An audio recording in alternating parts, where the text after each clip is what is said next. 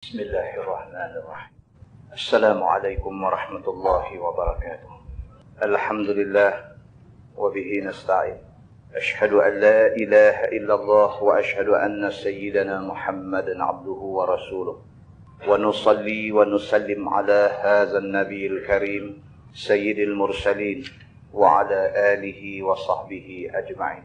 أما بعد، أيها المؤمنون اتقوا الله، أوصيكم وإياي بتقوى الله فقد فاز المتقون. Muslimin dan muslimat, mudah-mudahan dirahmati Allah Subhanahu wa taala. Di dalam sebuah hadis riwayat daripada Abi Hurairah radhiyallahu anhu, an Nabi sallallahu alaihi wasallam qala: Ishtara rajulun min rajulin aqara, fawajada alladhi ishtara al-aqar fi aqarihi jarrah فيها ذهب، فقال له الذي اشترى العقار: خذ ذهبا، إنما اشتريت منك الأرض ولم أشتري الذهب. وقال الذي له الأرض: إنما بعتك الأرض وما فيها. فتحاكم إلى رجل، فقال الذي تحاكم إليه: ألكما ولد؟ قال أحدهما: لي غلام. وقال الآخر: لي جارية. قال: أنكح الغلام الجارية وأنفقا على أنفسهما منه فتصرفا، أو كما قال، متفق عليه. Abu Hurairah radhiyallahu anhu menceritakan, kata dia, Nabi sallallahu alaihi wasallam bersabda, kata Nabi, pernah berlaku satu kes. Seorang laki-laki telah menjual sebidang tanah kepada satu laki-laki lain.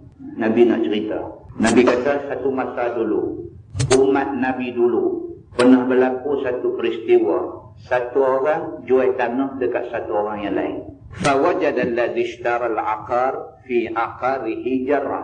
Kau yang beli tanah ni, tiba-tiba dia mendapati dalam tanah yang dia beli itu ada satu bekas. فِيهَا ذَهَبْ. Dalam bekas tu ada emas.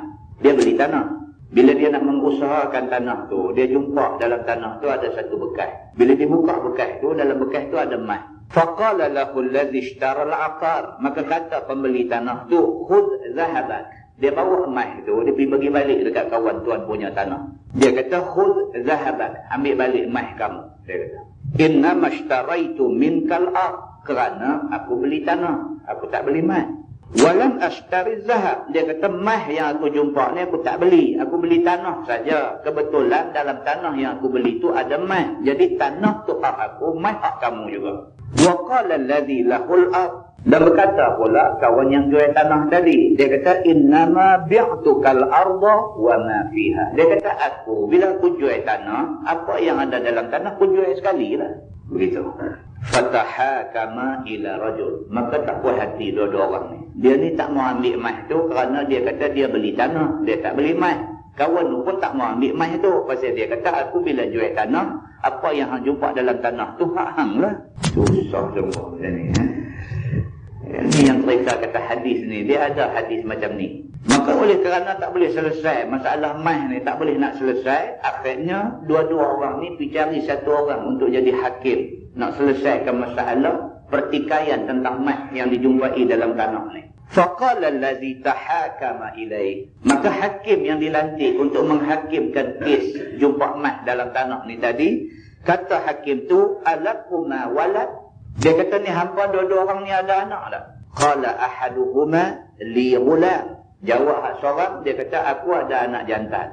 Wa qala al-akhar li jariyah. Hak seorang lagi pula kata, aku ada anak perempuan. Qala, maka kata hakim itu, ankiha al-ghulam al-jariyah. Dia kata, lah macam ni, bagi anak hampa menikah. Hang ada anak jantan, dia ni ada anak perempuan. Bagi anak jantan dengan anak perempuan hampa ni menikah dua orang. Wa anfiqa ala anfusihima minhu. Maka gunakanlah emas yang dijumpai ini untuk belanja depa ni dua orang. Fatasarrafa. Dan yang lebih daripada tu, bersedekahlah pada jalan Allah. Muslimin dan muslimat yang dirahmati Allah sekalian, hadis ni kita biasa baca.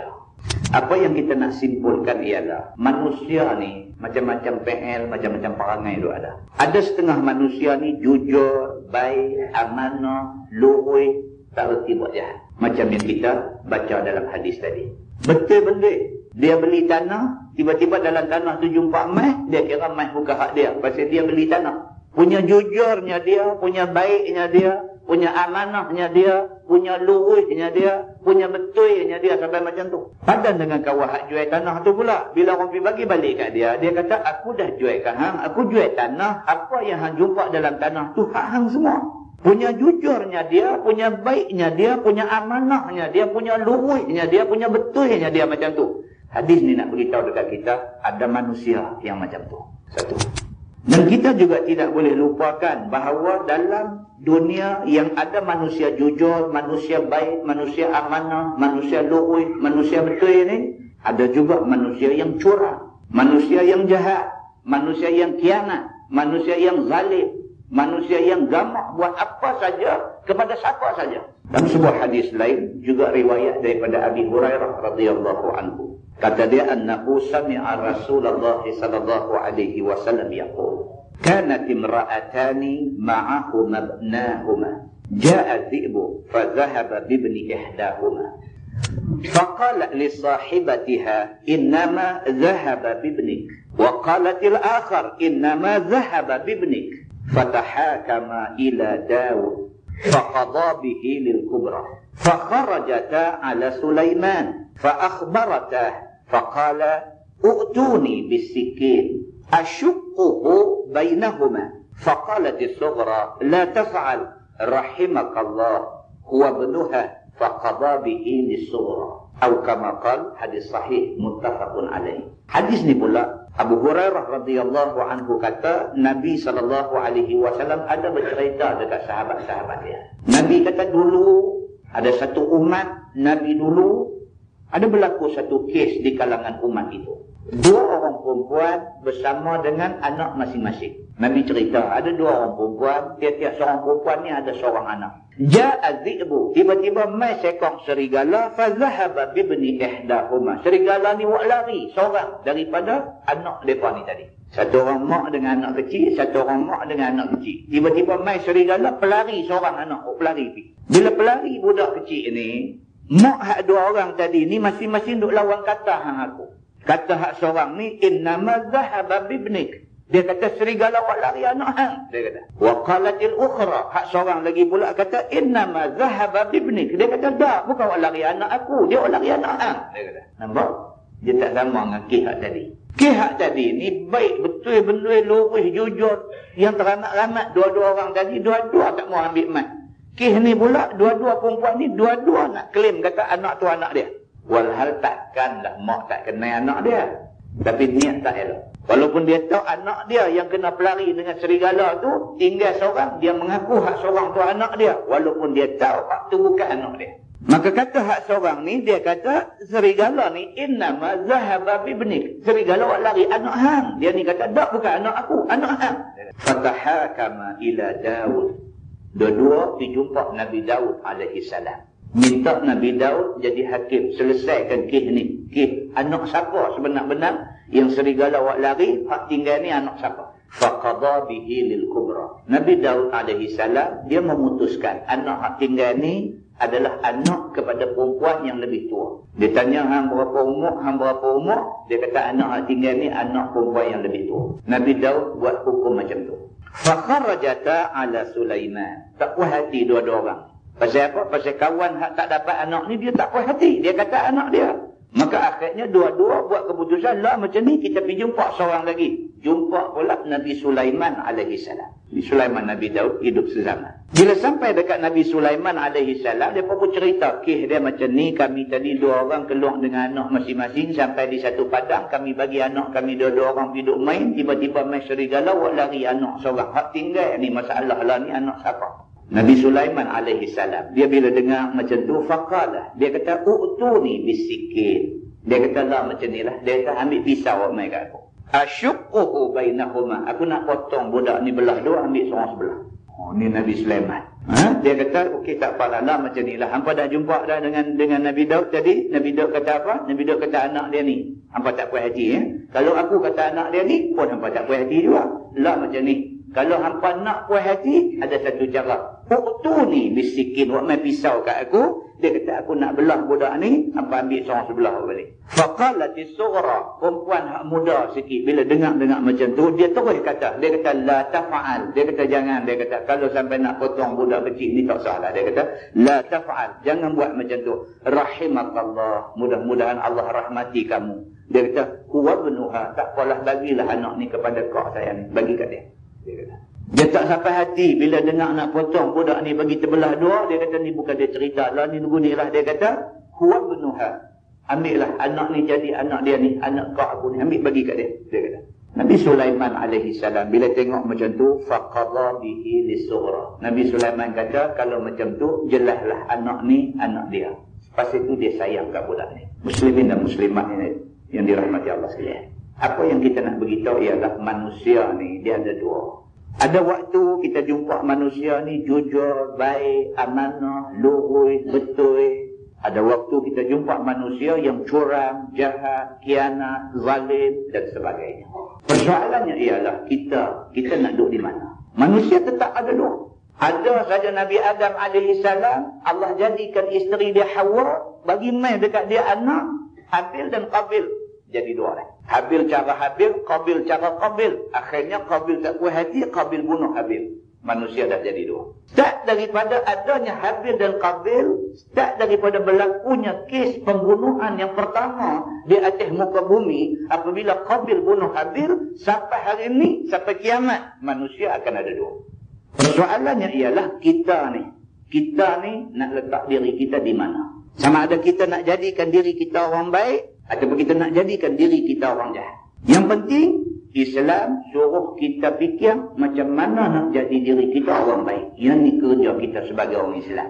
Kita nak kena fikir macam mana kita nak buat diri kita jadi orang baik. Hadis riwayat daripada Aisyah radhiyallahu anha. Kata dia, sami'a Rasulullah sallallahu alaihi wasallam sawta khusum bil ba' 'aliyatin aswatuhuma. وإذا أحدهما يستوضع الآخر ويسترفقه في شيء وهو يقول والله لا أفعل فخرج عليهما رسول الله صلى الله عليه وسلم فقال أين المتألي على الله لا يفعل المعروف فقال أنا يا رسول الله فله أي ذلك أحب أو كما قال hadis sahih muttafaqun alaih. Aisyah radhiyallahu anha cerita. Aisyah kata satu hari waktu Nabi SAW duduk dalam rumah, tiba-tiba dengar bunyi suara orang bertengkar di pintu rumah dia. Nabi duduk dalam rumah, tiba-tiba Nabi dengar ada suara orang duduk bertengkar di depan pintu rumah. Aliyatin aswatuhuma. Bunyi suara bertengkar ni cukup deras. Hak seorang kata dekat seorang kata cukup-cukup, hak seorang jawab balik, kata balik dekat kawan yang kata dekat dia. Aliyatin aswatuhuma. Deras bunyi suara duk bertengkar di depan pintu rumah Nabi SAW.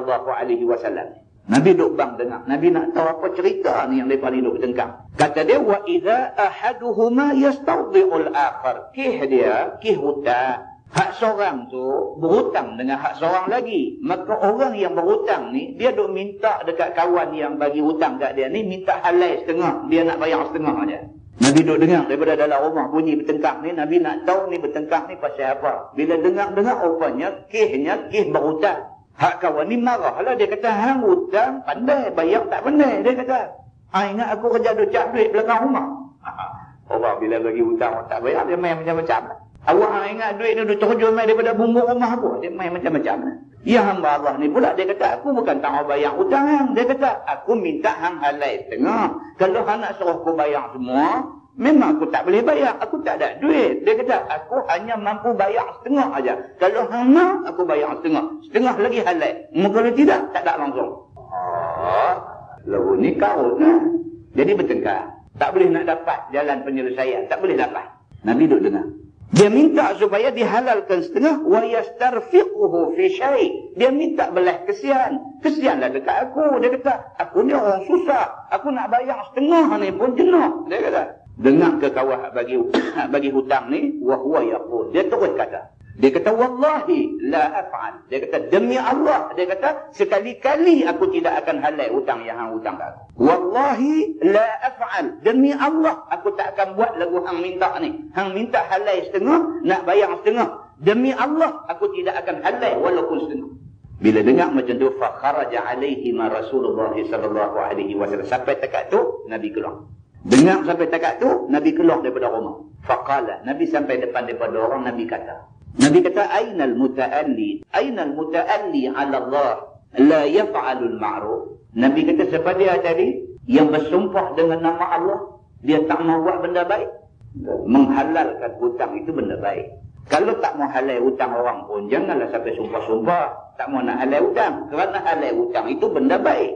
Dia pergi bersumpah. Dia kata, wallahi la af'al. Demi Allah, aku takkan buat macam yang hang minta. Hang minta halal setengah hutang. Demi Allah, aku tidak akan halal hutang hang yang setengah.